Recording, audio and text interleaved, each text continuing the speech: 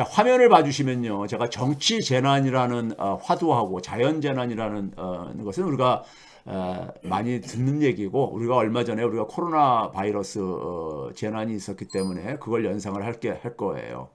근데 이제 정치 재난은 이제 우리가 윤석열 정권에서의 지금 상황이 국내적인 요인만은 아니지만은 그걸 정치 재난 상황으로 만든 것이 저는 윤석열 정권이라고 보기 때문에, 정치 재난이 얼마나 그러니까 우리가 자연 재난보다 해악적인지를 오늘 보여드리려고 하는 거예요. 얘기하려고 하는 겁니다. 다시 한번 말씀드리는 거지만요. 경제라는 것은요. 치열하게 우리가 많은 대부분 국민들은요. 하루하루를 치열하게 살아가고 있잖아요. 치열하게 살아가고 있습니다. 네? 그리고 하루하루 살아가는 것도 힘들어 하시는 분들도 굉장히 많고요. 예?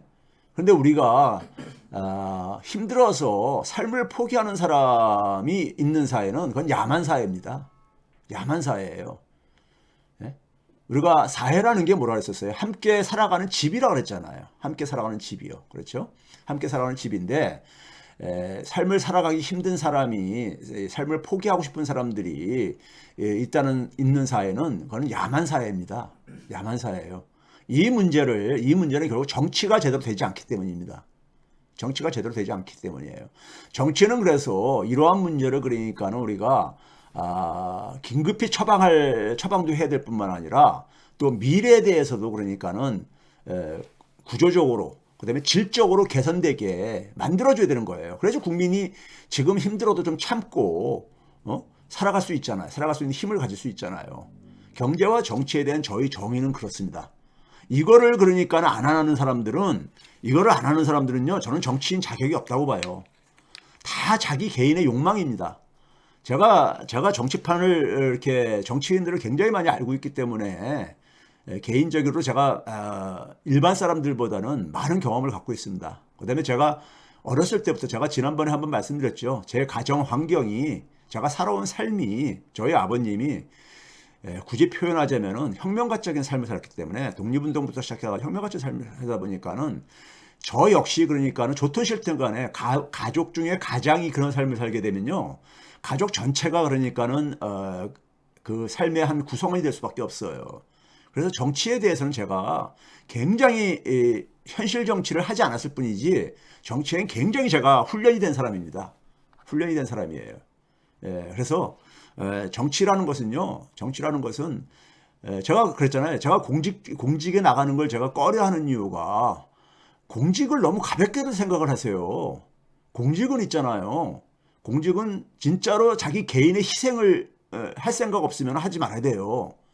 첫째는 뭐냐면은 자신이 지금 현재 우리 사회가, 공동체가 직면한 문제를 해결할 능력이 있는가 없는가. 능력이 없으면은 하지 말아야 됩니다. 나가 사고치기 때문에. 능력도 없으면서 그냥 의지만 가지고 하겠다는 거, 이건 만용입니다. 공직에 있어서. 제가 젊은 사람들한테 그런 말을 해요. 제가 그런 말을 합니다. 뭐냐면은 젊은 친구들 중에서 대학 때 이렇게 학생운동했던 젊은 친구들, 그룹, 이런 집단들이 있거든요. 현실 정치 안 나가는 젊은 친구들. 강연을 가면 그래요. 여러분들, 국가를 경영하는 것은 장난이 아니다. 바깥에서 비판하는 건 굉장히 쉽다. 근데 안에 들어가서 국가를 경영하는 것은, 작은 도시, 한 10만 안팎의 작은 도시를 경영하는 것도 만만치 않은데, 한 나라를, 국가를 경영하는 것은 굉장한 실력을 요구한다. 실력을 요구하고, 그 다음에 헌신을 해야 된다. 헌신을 해야 된다 이거예요. 그거 굉장히 아주 힘든 일입니다. 예? 힘든 일이에요. 좀 두려움을 갖고 있어야 돼. 근데 우리는 너무 쉽게들 그러니까는, 그거 전부 다 저는 대부분 그 사람들 믿지 않습니다. 실력 없는 사람들이 그냥 의지만 가지고, 그 사람들은 결국은 뭐냐면은 좋게 세속적으로 얘기하면 출세하고 싶은 거예요. 출세하고 싶은 거야. 권력을 갖고 싶은 거야. 예? 그러다 보니까 몇 년 지나면서 많이 실망을 주는 이유가 거기에 있는 거예요. 예? 그러니까 국민들에게 선택받기 위해서 쇼도 하죠. 근데 기본적으로 실력이 없으면 하지 말아야 됩니다. 실력이 없으면요, 하지 말아야 돼요. 둘째는 뭐냐면은 헌신적으로 희생을 할 각오가 돼 있어야 돼요. 헌신적으로. 국회의원이든 장관이든 간에 되는 순간부터, 예? 국회 사무실에다가 그다음에 공직 자기 사무실에다가 야전 침대 갖다 놓고 거기서 잠을 자고 가면서 자기 임기 끝날 때까지 1초도 그러니까는 소위 말해서 긴장을 늦추지 않고 자기 몸을 던져야 돼요. 그 쉬운 일 아닙니다. 그래서 제가 개인적으로 저는 그걸 못하겠다는 거예요. 못하겠다는 겁니다. 근데 우리는 너무 쉽게들 생각들 하시더라고. 국회의원 되겠다는 사람들, 장관 하겠다는 사람들, 대부분 사람들 99.9%는요. 자기 개인의 그러니까 자기 개인의 출세욕이에요. 욕망입니다. 욕망이야. 예? 그래서 우리가 지난 수십 년간 현대사 속에서 장관이 그러니까 우리가 셀 수도 없지요. 수백 명 혹은 수천 명이 될지도 모르겠고 국회의원도 수천 명, 수만 명이 했지만 기억나는 정치인들, 공직자들 몇 명이나 있습니까? 국민들 머릿속에. 없잖아요. 그게 바로 이유입니다. 이유예요. 예?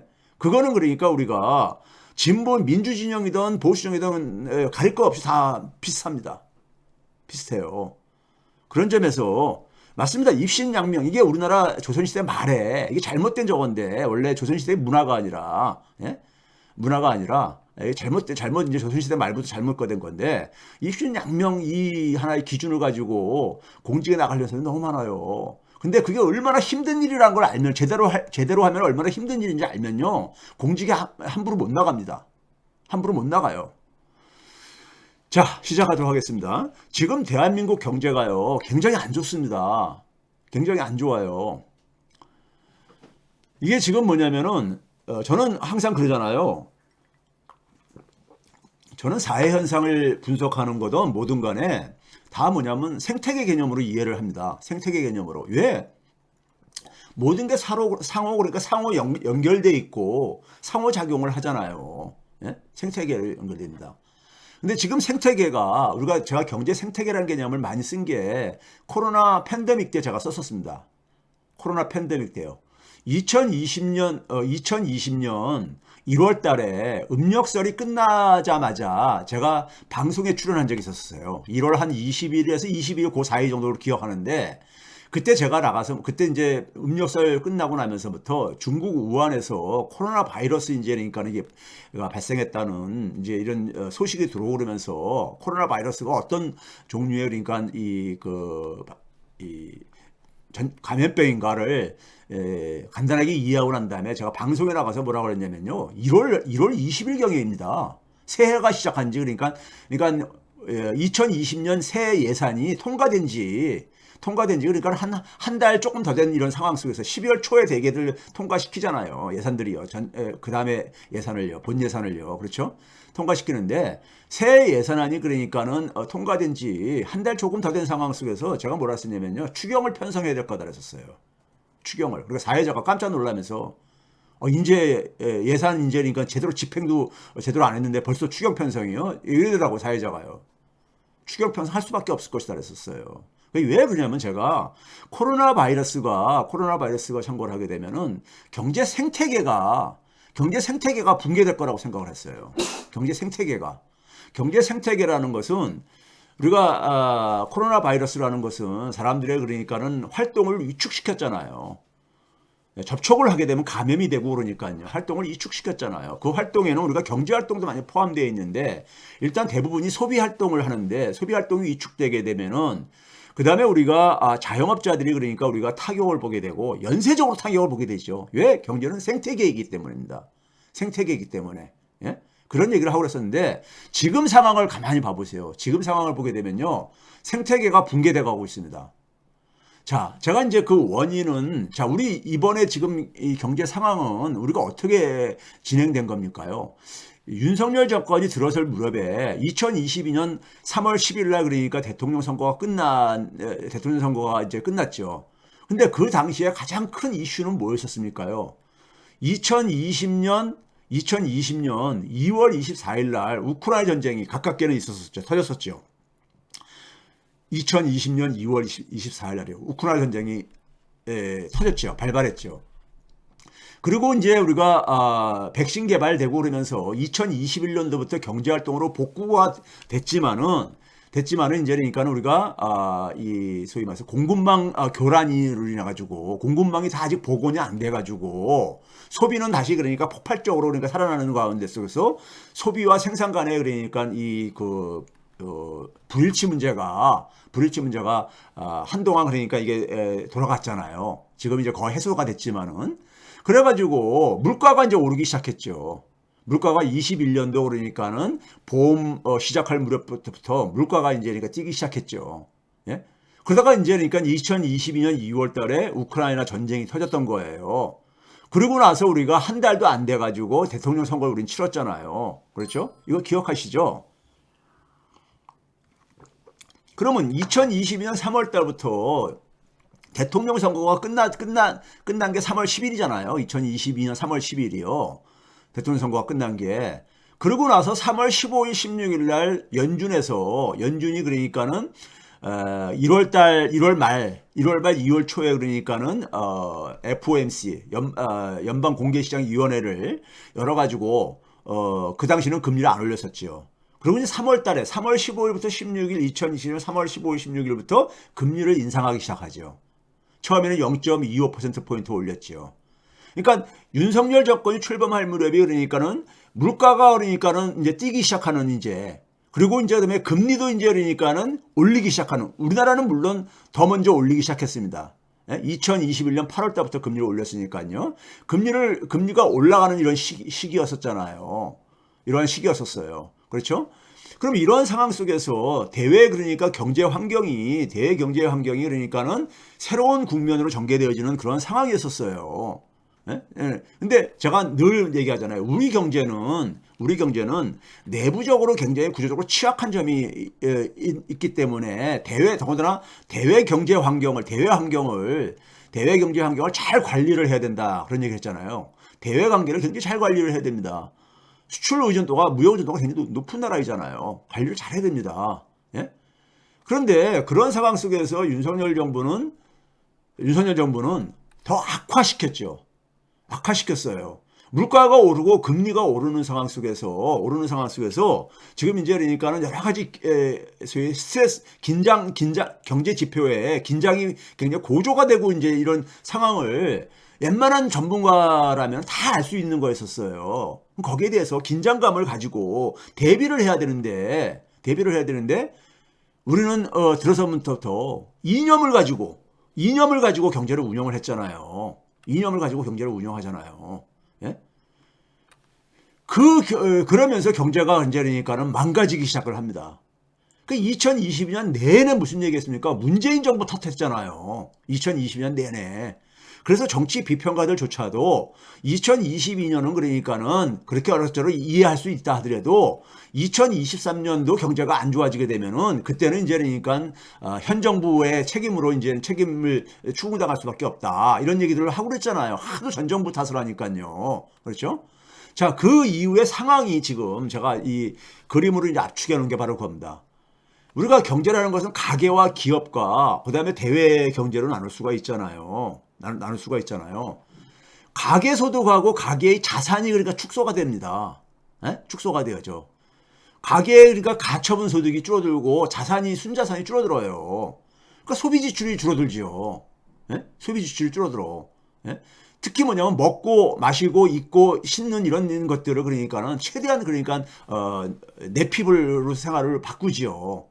이게 결국은 뭐냐면 자영업자한테 타격을 입히고 기업은 내수와 해외 판매가로 나눠지잖아요. 기업 수익을 축소시킵니다. 예? 그리고 자연히 어떻게 됐습니까? 자영업자의 매출 축소는 이제 수익 감소로 이어지게 되고, 그 다음에 우리가 소위 대출 가지고 이렇게 연장을 해왔는데 대출을 못 갚게 되죠. 기업은 그 다음에 뭐냐면 수익이 감소하니까 생산을 축소하게 되고, 투자를 축소하게 되죠. 그러니까 일자리가 좋아질 수가 없죠. 일자리 환경이요. 그렇죠? 이런 상황 속에서 이제 그러니까 우리가 가계부채와 밀접하게 관련되어 있는 부동산 시장도 그러니까 이제 이제 소위 말해서 다운되기 시작하잖아요.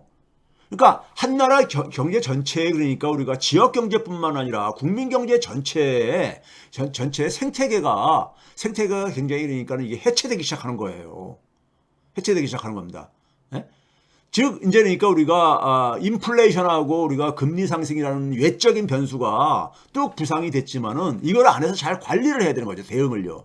예?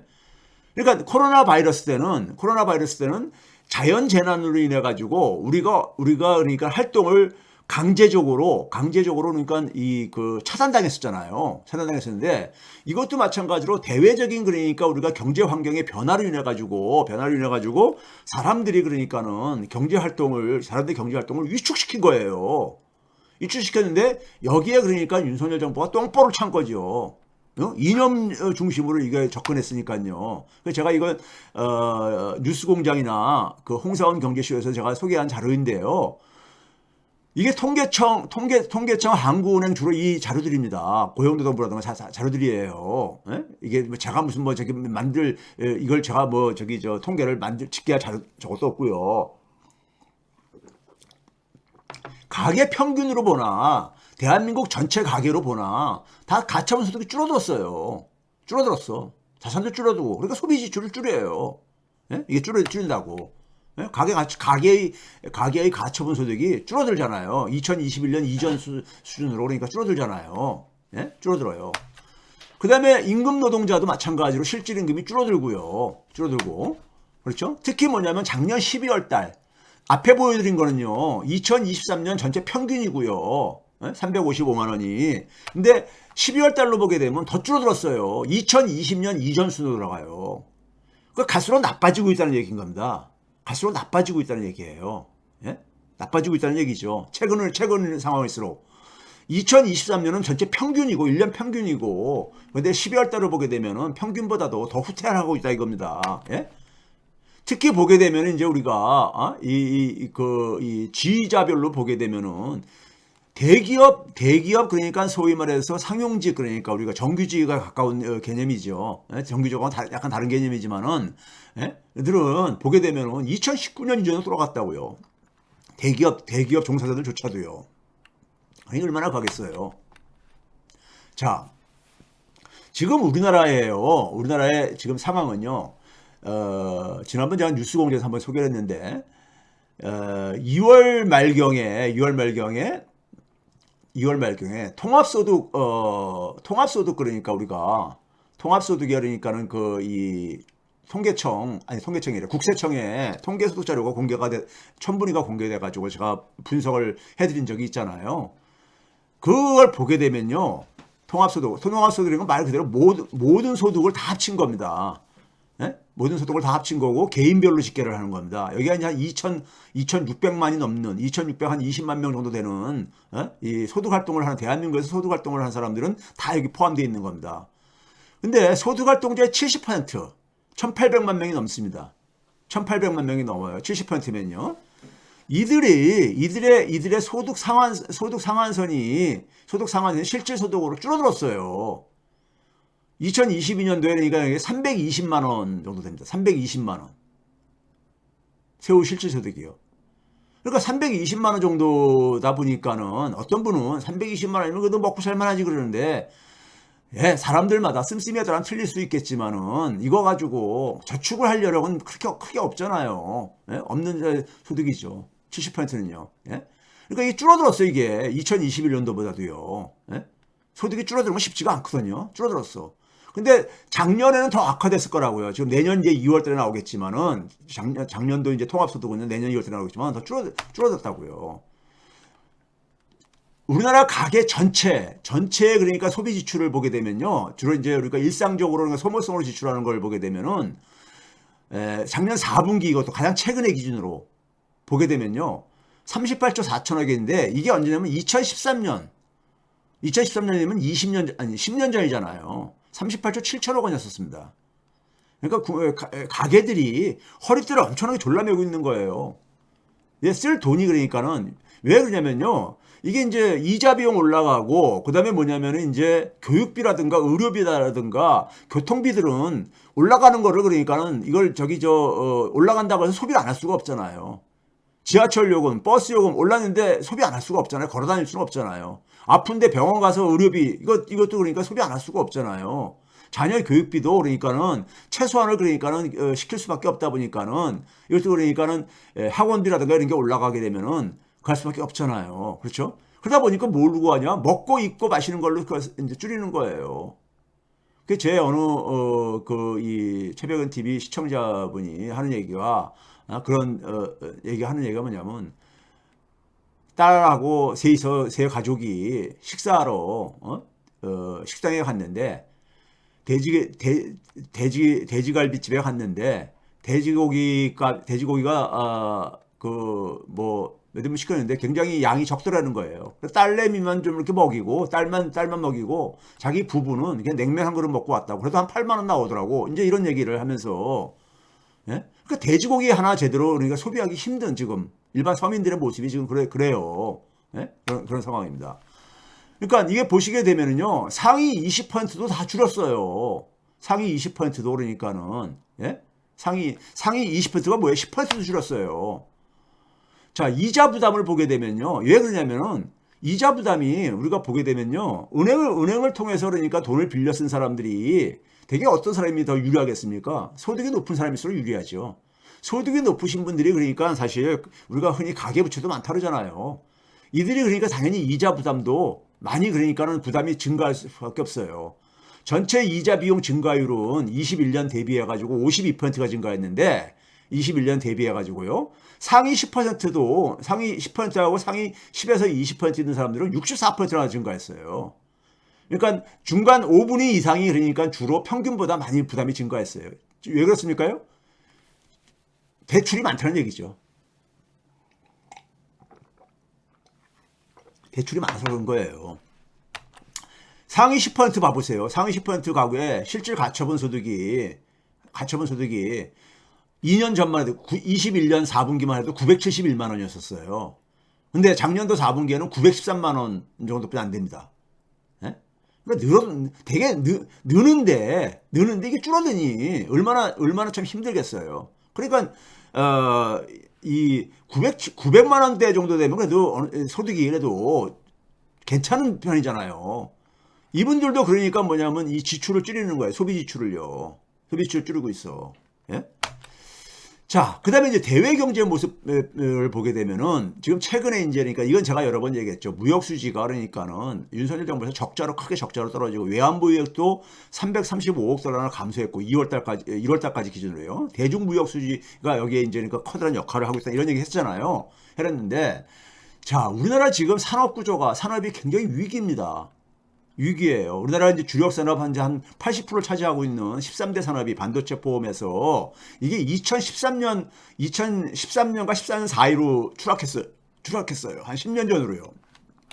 추락했고 반도체를 제외하고 보게 되면 오히려 2010년과 2011년 이전으로 줄어들었어요. 그러니까 굉장히 우리나라 주력 산업이 이 정도면요. 대기업들이 굉장히 지금 상황이 안 좋다는 겁니다. 자, 여기서 여러분들에게 제가 오늘 처음 소개하는 건요. 이게 뭐냐면 우리나라가 지금 굉장히 안 좋은 상황이요. 오늘 이제 조국혁신당 평가하면서도 제가 이제 사용할 자료이긴 한데 우리나라는 이제 이 제조업을 가지고 경제 성장한 나라잖아요. 제조업을 가지고 경제 성장한 나라잖아요.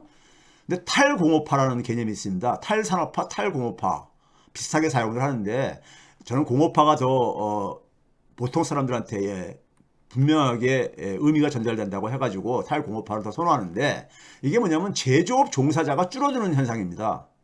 제조업 종사자가 줄어드는 현상이에요. 이걸 탈공업화라고 하는데 대개 이제 우리가 기술이 발달을 하면서 산업화를 이룩한 나라에서 탈공업화는 자연스럽게 이루어집니다. 그러니까 과거 농업에 종사하는 사람의 비중이 줄어들듯이 근데 더 많이 생산을 하잖아요.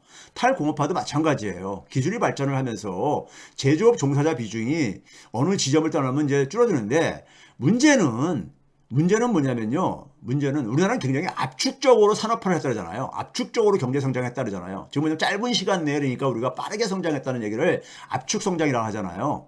그게 이제 구체적으로 얘기하면 압축적인 공업화를 한 겁니다. 압축적으로요. 단시간 내에 그러니까 우리가 산업화를 한 거죠. 예? 근데 이제 우리가 뭐냐면 탈공업화도 굉장히 압축적으로 진행되고 있어요. 압축적으로요. 이게 뭐냐면 빨간색은 일본의 제조 고용 비중입니다. 일본은 1973년도에 정점을 찍고요. 쭉 이제 하락해 옵니다. 27.6%로 정점을 찍어요. 우리나라는 1991년도에 정점을 찍습니다. 그 전에 그러니까 조금 더 정점을 찍은 적이 있었는데 되게 이때가 이제 마지막 정점이었습니다. 떨어졌다가 다시 올라간 게. 그래서 27.6%로 비싸게 정점을 찍고 나서 이 줄어드는 속도를 봐보세요. 한국이 훨씬 빠르죠. 한국이 지난해 16%가 무너졌습니다. 16%가 무너졌는데 일본이 지금 그러니까는 일본하고 비슷해졌어요. 일본이 15.5%거든요. 제조업 종사자가요. 우리나라가 15.7%로 16%가 무너졌어요. 그러니까 일자리 8개 중에 1개 정도만 그러니까 제조업에 종사를 아니 한 개가 됩니까? 16%가 안 돼. 16% 밑으로 처음으로 떨어졌는데 일본이 27.6%에서 15%로 떨어지는데 46년이 걸렸어요. 46년이. 근데 우리는 32년 만에 일로 이렇게 떨어진 거예요. 추락한 거예요. 문제는 이게 의미하는 게 뭐냐면은 제조업의 일자리가 줄어들면은 다 그 제조업에서 줄어든 일자리가 다른 쪽으로 가야 되죠. 그러니까 좀 더 그러니까 제조업은 되게 뭐냐면 일자리에서 평균 임금 이상의 일자리들이 되게 있는 분야입니다. 한 나라 전체에 그러니까 그 일자리 임금 기준으로 본 일자리를 봤을 때 평균 조금 넘는 일자리들이 주로 제조업에 주로 포진돼 있어요. 포진돼 있거든요. 그래서 괜찮은 일자리가 제조업에서 일자리가 많이 만들어진 거죠. 근데 여기서 일자리가 줄어들게 되면은 그 사람들이 어디로 가야 되겠습니까? 고임금 일자리로 가면 굉장히 좋지요. 이게 산업 구조가 계속해서 진화하는 산업 체계가 계속 진화하는 나라에서는 이게 이제 그런 방향으로 진행이 되어집니다. 근데 우리는 뭐냐면은 아까 앞에서 봤듯이 주력 산업이 10년 넘게 지금 그러니까 정체하고 있어요. 주력 산업이 정체하고 있어요. 네? 그러다 보니까 잃어버린 10년 이상이 지금 진행되고 있어요. 우리나라 주력 산업들이요. 그러다 보니까는 제조업에서 줄어든 일자리가 고임금 일자리로 갈 데가 별로 없는 거예요. 그 되게 어디로 갑니까? 서비스 부분으로 가죠. 저임금 서비스 부분으로요. 그 대표적인 게 뭐예요? 자영업입니다. 자영업이 우리나라가 굉장히 과잉되어 있는 이유가 바로 이것과 밀접하게 관련되어 있어요. 탈공업화가 굉장히 압축적으로 빠른 속도로 진행되어져요. 빠른 속도로요. 네? 이거 큰 문제입니다, 이거요. 그럼 제조업에서 떠난 사람들이 그러니까는 먹고 살 수 있는 일자리가 그러니까 마련해야 된다. 이건 산업 구조의 혁신 문제입니다. 산업 구조의 혁신 문제예요. 예? 이게 이제 저는 박상인 교수하고 제가 동의하면서 해결책가 다르다는 것이 저건데